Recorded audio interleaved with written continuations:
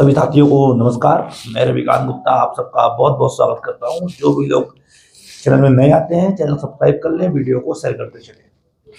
साथियों, अभी हाल ही में आपने देखा होगा कई सोशल मीडिया प्लेटफॉर्म में कि शिक्षा मंत्री जी ने एक बयान दिया था विधानसभा में कि हम इस वर्ष अप्रैल में ही अतिथि चौक की व्यवस्था पूरी कर लेंगे।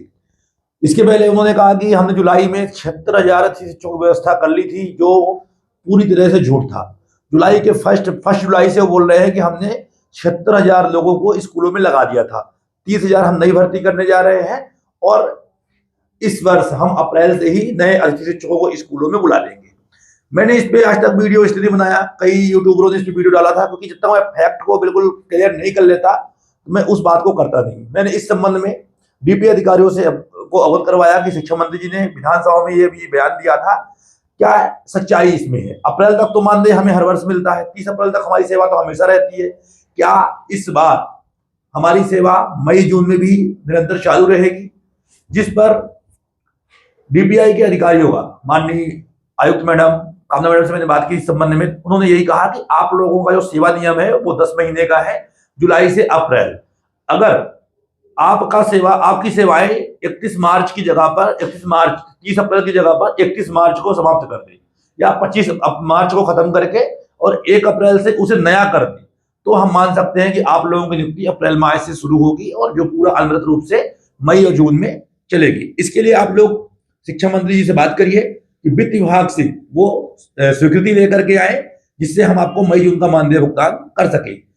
सरकार चाहे तो कोई बड़ी बात नहीं है, लेकिन शिक्षा मंत्री जी फिर से एक बार विधानसभा में झूठ बोल रहे हैं कि हम अप्रैल में ही इनको इस बार स्कूलों में बुला लेंगे, जबकि सच्चाई ये है कि हम लोग हमेशा 30 अप्रैल तक स्कूलों में कार्य करते हुए आए हैं। पहले आप लोग इस वीडियो को देखिए जो शिक्षा मंत्री जी ने अभी के हाल ही की 17 दिसंबर में जो 1 दिवसीय विधानसभा कार्यक्रम हुआ था उसमें उन्होंने शिक्षा विभाग को बयां करते हुए हमारी बात कही थी।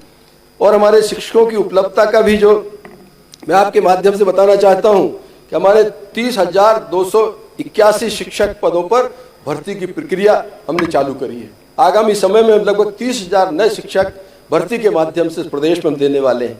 75,000 के आसपास अतिथि शिक्षकों की नियुक्ति हमने की है। अतिथि शिक्षक पहले काफी देर से लगाए जाते थे। हमने पिछले वर्ष व्यवस्था की है कि जुलाई फर्स्ट वीक में अतिथि शिक्षक स्कूल को ज्वाइन करें। इस साल हम एक कदम और आगे जा रहे हैं। अप्रैल के महीने में जब हमारा सेशन चालू होता है स्कूल का, उस समय अतिथि शिक्षकों को हम ज्वाइन करेंगे। और एक व्यवस्था माननीय सभापति महोदय हमने और की है कि पहले अगर शिक्षक छुट्टी पे जाता था क्लास खाली रहती थी।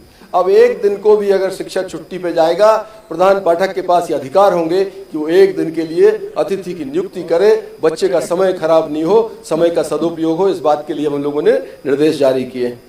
माननीय सभापति महोदय, 20,000 से अधिक अतिशय शिक्षकों को हम लोगों ने युक्तकरण उनका किया है।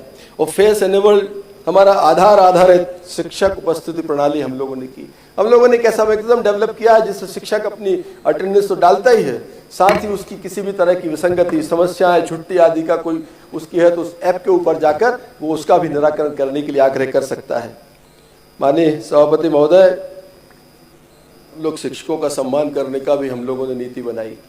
पहले 14 शिक्षक कहते थे मैं सर्वश्रेष्ठ हूँ, उनको लाकर यहाँ उनको इनाम दिया जाता था।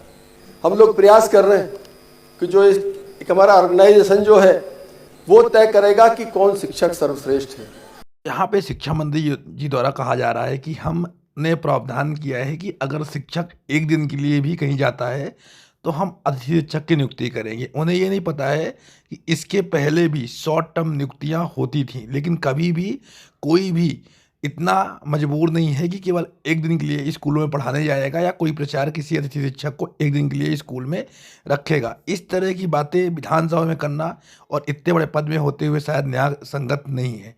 वहीं बात कर रहे हैं कि हमने ई-लर्निंग जैसे प्लेटफॉर्म जारी किए हैं, जो ये नहीं बताया उन्होंने कि हमने उस प्लेटफॉर्म को केवल अपने प्रदेश के जो अतिथि शिक्षक हैं, जो सबसे कमज़ोर वर्ग है, उनके ऊपर ज़बरदस्ती थोप दिया है। वहीं सम्मान की बात कर रहे हैं तो सम्मान हम केवल नियमित शिक्षकों का ही कर रहे हैं, जबकि हमारे स्कूल के जो अतिथि शिक्षक हैं सबसे ज़्यादा काम वही कर रहे हैं और उनके द्वारा ही हमारी स्कूलें संचालित हो रही हैं। अभी एसआईआर में अपने काम में लगा दिया, एसआईआर में रिजल्ट प्रभावित होगा, लेकिन उसको भी हमने संभाल के रखा हुआ है। आप शायद या तो मध्य प्रदेश की बात कर रहे हैं या किसी अन्य राज्य की, मुझे नहीं पता, लेकिन जो भी बातें यहाँ पे कही जा रही हैं लगभग झूठी बातें कही जा रही हैं।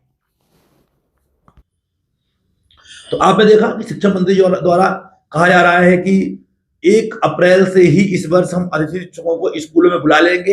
या तो शिक्षा मंत्री झूठ बोल रहे हैं या उनके विभाग के अधिकारी झूठ बोलते हैं, क्योंकि हमारी जो व्यवस्था है वो हर वर्ष 30 अप्रैल तक चलती है, निरंतर चलती है। 30 अप्रैल के बाद हमें 2 माह के लिए ब्रेक दिया जाता है और फिर पुनः उसके बाद कभी जुलाई में, कभी जुलाई के सेकंड वीक में, कभी अगस्त में, कभी सितंबर में, यहाँ तक कि दिसंबर जनवरी तक हमारी नियुक्ति प्रोसेस चलती रहती है। अभी शिक्षा मंत्री जी ने इसमें कहा 76,000 लोगों के अंदर भर्ती फर्स्ट जुलाई को कर दिया था, लेकिन 76,000 की भर्ती होते होते पूरा अप्रैल, पूरा अगस्त, पूरा सितंबर निकल गया। अभी भी भर्ती लगभग चल ही रही है। तो मैं ये स्पष्ट कर दूं कि अप्रैल 30 तक ही हमारी सेवाएं रहेंगी। मई जून का अभी कोई भी क्लियर गवर्नमेंट की ओर से अंदेशा नहीं आया है कि क्या होगा क्या नहीं होगा। जब तक अगर बजट में वित्त विभाग इस मामले को स्वीकृति नहीं प्रदान करता कि आप लोगों को 30 अप्रैल के बाद भी मानदेय भुगतान होगा, तो आपकी सेवाएं 30 अप्रैल को समाप्त होगी। धन्यवाद, नमस्कार।